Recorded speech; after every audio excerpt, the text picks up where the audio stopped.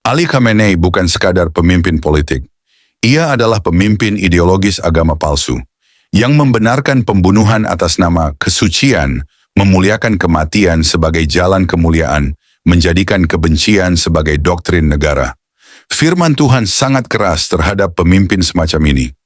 Pemimpin-pemimpinmu menyesatkan engkau, dan jalan yang kau tempuh mereka binasakan. Yesaya 3 ayat 12. Ajaran yang melahirkan teror, doktrin yang menghalalkan pembunuhan, dan kepemimpinan yang hidup dalam bungker ketakutan, bukan berasal dari terang. Sebab Allah bukanlah Allah kekacauan, melainkan Allah damai sejahtera. 1 Korintus 14 ayat 33. Langkah Iran menutup seluruh wilayah udaranya selama 90 hari menjadi sinyal paling kuat bahwa Timur Tengah telah memasuki fase eskalasi yang jarang terjadi. Para analis menilai keputusan semacam ini biasanya hanya diambil ketika ancaman militer dinilai nyata, dekat, dan tidak lagi bersifat hipotetis. Di saat yang sama, pemindahan Ali Khamenei ke fasilitas bawah tanah di Levan memperkuat kesan bahwa kepemimpinan Iran telah menyiapkan diri menghadapi skenario terburuk. Penutupan total ruang udara, pengerahan kekuatan lintas negara, serta peningkatan aktivitas siber menunjukkan bahwa konflik ini telah melampaui tahap tekanan simbolik dan memasuki fase kesiapan operasional.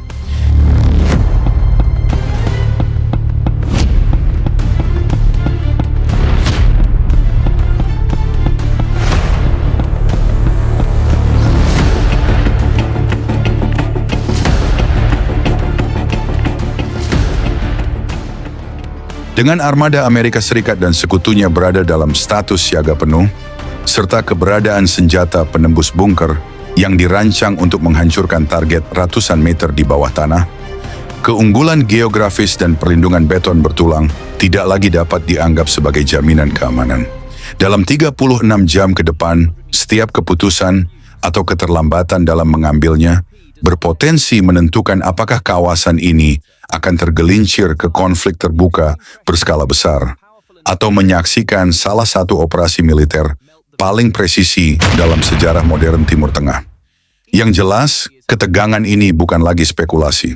Seluruh elemen militer, logistik, siber, dan politik telah berada di posisinya.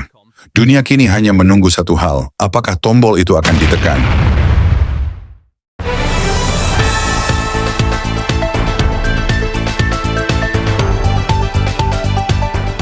Ketegangan di Timur Tengah meningkat tajam dalam 24 jam terakhir setelah Iran menutup sepenuhnya wilayah udaranya, sebuah langkah yang jarang terjadi dan mencerminkan tingkat kesiapsiagaan keamanan tertinggi. Iran mengeluarkan notam darurat yang menyatakan seluruh ruang udara nasional akan ditutup selama 90 hari, menghentikan seluruh penerbangan sipil. Sejumlah negara di Timur Tengah dan Eropa secara paralel melarang maskapai mereka melintasi wilayah udara Iran, menyusul meningkatnya risiko konflik bersenjata. Langkah tersebut dipandang sebagai respons langsung terhadap peringatan keamanan dari Amerika Serikat dan Israel, serta indikasi bahwa otoritas militer Iran menilai ancaman serangan langsung sebagai kemungkinan yang kredibel. Sumber-sumber keamanan menyebut Ali Khamenei telah dipindahkan ke fasilitas bawah tanah yang diperkuat di wilayah Levan. Kompleks tersebut dilaporkan berada pada kedalaman sekitar 80 hingga 100 meter dan dirancang untuk melindungi kepemimpinan nasional dalam skenario konflik besar. Fasilitas Levan digambarkan sebagai jaringan terowongan yang saling terhubung, diperkuat beton dan baja berdensitas tinggi, serta dilengkapi sistem penyaring udara, pasokan listrik cadangan, perlindungan EMP, dan unit medis. Infrastruktur tersebut dikembangkan sejak dekade 1980-an, mengikuti model fasilitas strategis Iran lainnya seperti Fordo. Namun para analis pertahanan menilai bahwa perlindungan fisik bawah tanah tidak lagi menjamin kekebalan absolut dalam konteks kemampuan senjata modern. Fokus perhatian tertuju pada JBU-57 Massive Ordnance Penetrator, senjata konvensional terberat milik Amerika Serikat yang dirancang khusus untuk menghancurkan target bawah tanah yang diperkeras. Bom seberat sekitar 14 ton tersebut dijatuhkan dari pesawat siluman B-2 Spirit dan mampu menembus puluhan meter beton bertulang sebelum meledak. Sistem sekering tunda memungkinkan detonasi terjadi setelah penetrasi maksimum, menciptakan gelombang kejut internal dan tekanan ekstrim. Sumber militer menyatakan bahwa meskipun satu unit senjata tersebut mungkin tidak sepenuhnya menghancurkan kompleks bawah tanah berskala besar, dampaknya dapat menyegel akses keluar, merusak terowongan, dan melumpuhkan sistem pendukung kehidupan di dalamnya. Di sisi regional, Amerika Serikat dan sekutunya telah meningkatkan postur militer secara signifikan. Diperkirakan lebih dari 480 pesawat kini berada di bawah komando gabungan CENTCOM dan EUCOM, termasuk pesawat tempur, tanker pengisian bahan bakar, serta platform intelijen dan peringatan dini. Kehadiran Angkatan Laut AS diperkuat dengan pengerahan USS Abraham Lincoln di kawasan Teluk Oman. Kapal induk tersebut berfungsi sebagai pangkalan udara bergerak, membawa puluhan pesawat tempur dan pesawat pendukung untuk operasi berkelanjutan. Kapal-kapal perusak pendamping dilengkapi ratusan rudal jelajah Tomahawk, yang oleh analis dinilai mampu melumpuhkan sistem pertahanan udara Iran secara cepat jika digunakan dalam serangan salvo. Inggris juga meningkatkan keterlibatan militernya dengan mengerahkan jet tempur Typhoon RAF ke pangkalan udara di Qatar. Pemerintah Inggris menyatakan langkah tersebut bertujuan memperkuat keamanan regional dan kesiapan kolektif bersama sekutu. Di luar domain kinetik, operasi siber dan perang elektronik dilaporkan meningkat.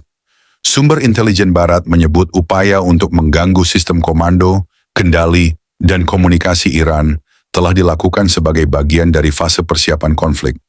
Sementara itu, tekanan internal di Iran terus meningkat akibat protes domestik dan ketidakstabilan ekonomi. Analis memperingatkan bahwa kombinasi tekanan eksternal dan internal dapat mempersempit ruang manuver strategis Teheran.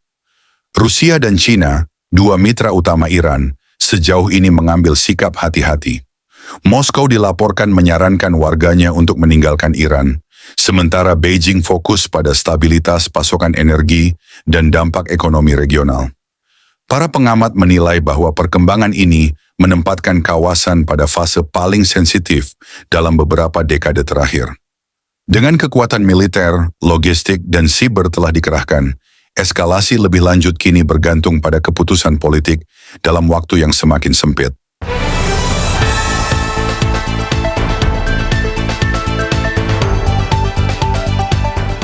Saudara-saudari yang terkasih, ada masa dalam sejarah ketika manusia tidak lagi berbicara dengan kata-kata, melainkan dengan tindakan senyap yang lebih keras dari teriakan. Penutupan seluruh wilayah udara Iran selama 90 hari bukan sekadar kebijakan teknis. Itu adalah bahasa kekuasaan, bahasa ketakutan, bahasa kesiapan menghadapi kehancuran. Alkitab tidak asing dengan momen seperti ini, saat bangsa-bangsa berhenti berdagang, berhenti bepergian, berhenti berbicara, dan mulai bersiap menghancurkan sesamanya.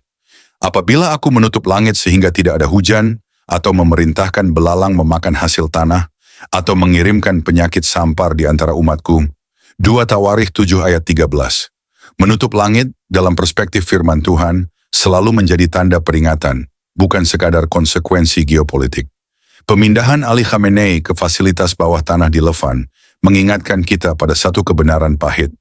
Ketika manusia paling berkuasa di bumi justru mencari perlindungan di dalam tanah. Alkitab pernah menubuatkan gambaran serupa.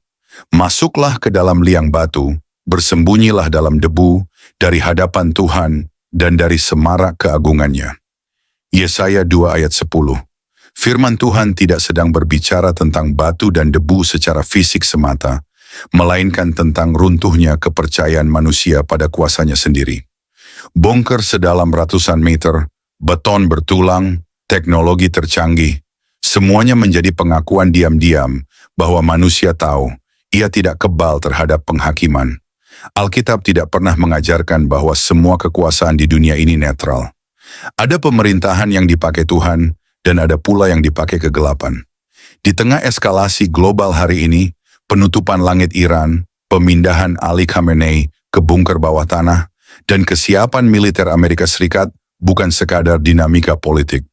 Ini adalah konfrontasi nilai antara otoritas dan penyesatan, antara pengekangan kejahatan dan rezim yang memelihara teror. Otoritas negara dalam rencana Allah, firman Tuhan tidak ambigu tentang peran negara yang menegakkan ketertiban. Sebab pemerintah adalah hamba Allah untuk kebaikanmu. Tetapi jika engkau berbuat jahat, takutlah akan dia, karena tidak sia-sia ia menyandang pedang. Roma 13 ayat 4.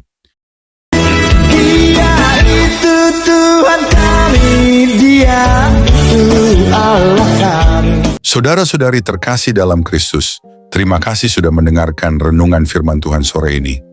Bukan suatu kebetulan jika saudara ada di sini saat ini. Tuhan sendiri yang mengatur langkahmu, Tuhan sendiri yang mengetuk pintu hatimu, dan Tuhan sendiri yang menanamkan firman-Nya ke dalam jiwamu sore ini. Biarlah setiap kebenaran yang telah kita dengar tidak berhenti hanya di telinga, tetapi menembus hati, mengalir dalam pikiran, dan diwujudkan dalam perbuatan. Renungan ini bukan hanya perenungan, ini adalah panggilan. Panggilan untuk bertobat, panggilan untuk kembali, panggilan untuk bangkit, dan berjalan dalam kebenaran yang sejati. Karena kita tidak tahu berapa banyak sore lagi yang Tuhan izinkan untuk kita. Kita tidak tahu apakah esok masih milik kita.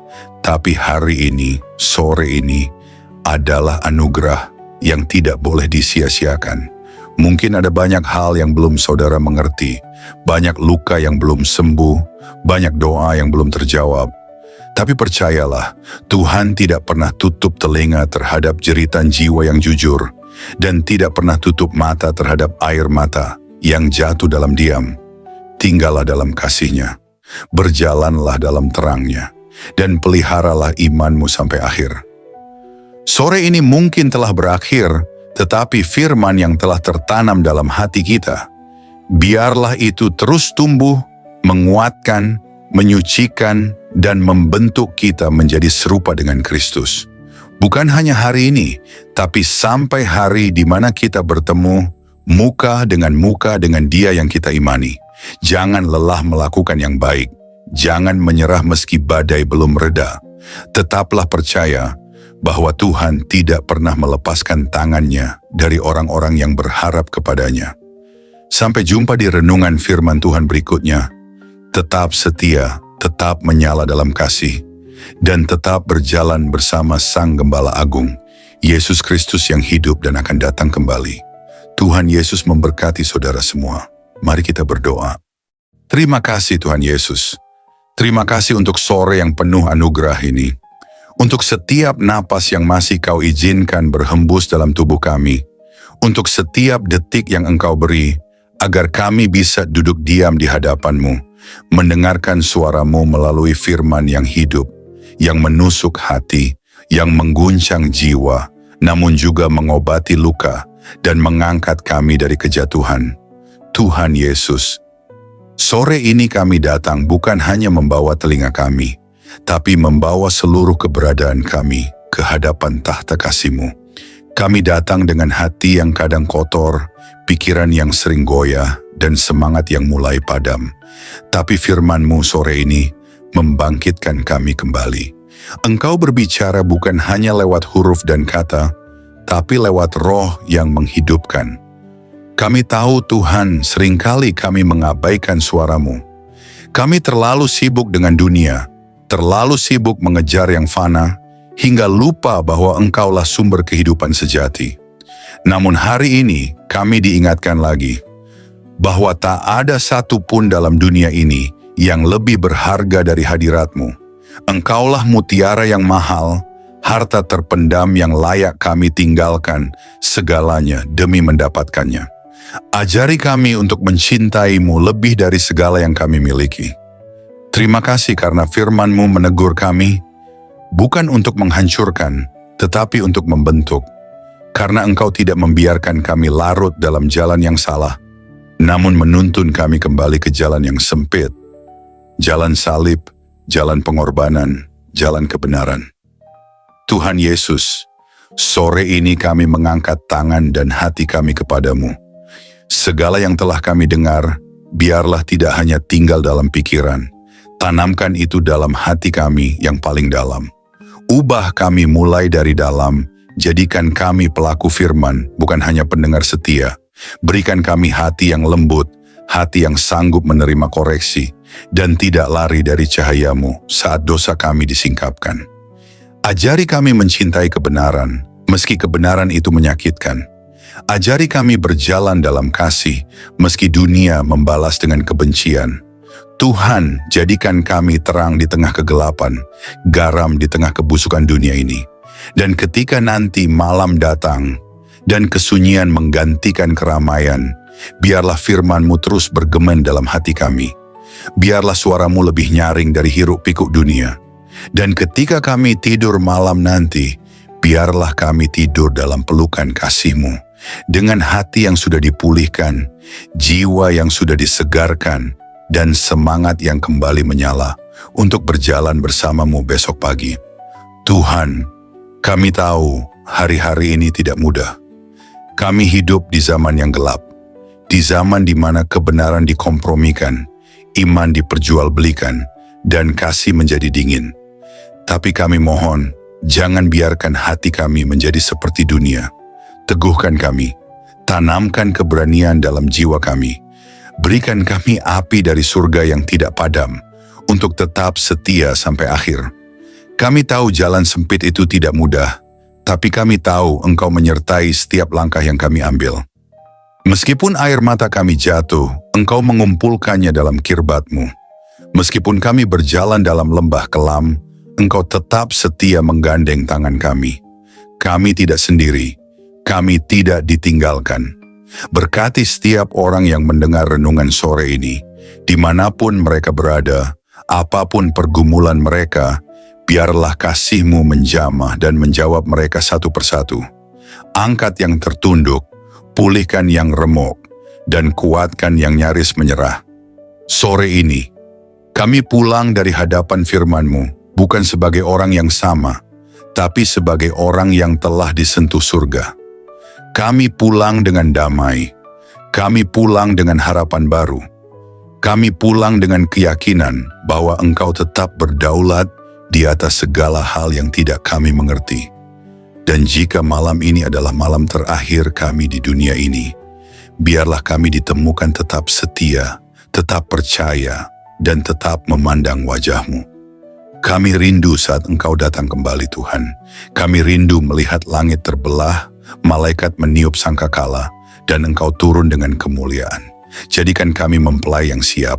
Jadikan kami gereja yang berjaga-jaga. Jadikan kami umat yang tidak tertidur. Kami tidak ingin Engkau datang tiba-tiba, dan kami masih bermain-main dengan dunia. Bangunkan kami, Tuhan. Sadarkan kami, segarkan kami, dan kuduskan kami hari demi hari. Terima kasih Tuhan Yesus.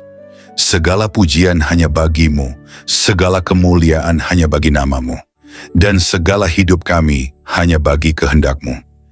Dalam nama Tuhan Yesus Kristus, Tuhan yang hidup, Tuhan yang akan datang kembali, kami menutup renungan sore ini dengan penuh syukur dan kerendahan hati. Amin. Mari kita berdoa. Bapa kami.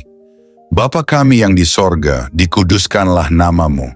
Datanglah kerajaan-Mu, jadilah kehendak-Mu di bumi seperti di sorga. Berikanlah kami pada hari ini makanan kami yang secukupnya. Dan ampunilah kami akan kesalahan kami, seperti kami juga mengampuni orang yang bersalah kepada kami. Dan janganlah membawa kami ke dalam pencobaan, tetapi lepaskanlah kami daripada yang jahat. Karena Engkaulah yang mempunyai kerajaan dan kuasa dan kemuliaan sampai selama-lamanya. Amin.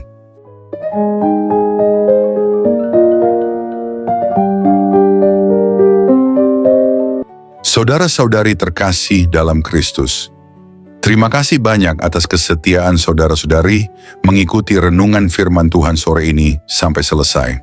Semoga setiap firman yang telah kita dengar, setiap pesan yang telah menyentuh hati, dan setiap doa yang telah kita panjatkan bersama, sungguh-sungguh menjadi kekuatan dan penghiburan bagi hidup saudara di hari-hari yang penuh tantangan ini.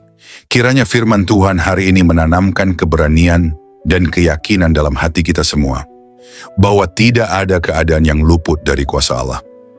Dalam kegelapan dunia yang semakin pekat, marilah kita tetap menjadi terang yang memancarkan kasih, kebenaran, dan pengharapan yang hanya datang dari Tuhan. Jangan pernah menyerah, sebab Tuhan berjalan bersama kita, menuntun langkah kita, dan membukakan jalan saat kita merasa terjebak dan buntu. Ingatlah bahwa di setiap pergumulan ada pertolongan Allah yang siap datang, dan dalam setiap tangisan ada penghiburan yang dari surga. Kami mengajak saudara-saudari untuk terus membagikan berkat ini kepada orang-orang yang membutuhkan. Jangan ragu untuk like, subscribe, komen, dan bagikan renungan ini. Dengan begitu, berkat firman Tuhan dapat menyebar luas, menjangkau lebih banyak jiwa yang haus akan kasih dan kebenarannya. Teruslah teguh dan kuat dalam iman, jadilah saksi hidup yang membawa damai dan sukacita dari Kristus dimanapun saudara berada. Jangan lupa untuk tetap membuka hati dan pikiran dalam setiap renungan berikutnya, karena Tuhan masih punya banyak firman yang luar biasa untuk diberikan kepada kita. Sampai bertemu lagi di renungan firman Tuhan sore berikutnya, dengan harapan dan doa agar Tuhan selalu menyertai langkah saudara-saudari semua, melindungi, memberkati, dan menguatkan dalam setiap keadaan. Tuhan memberkati, amin.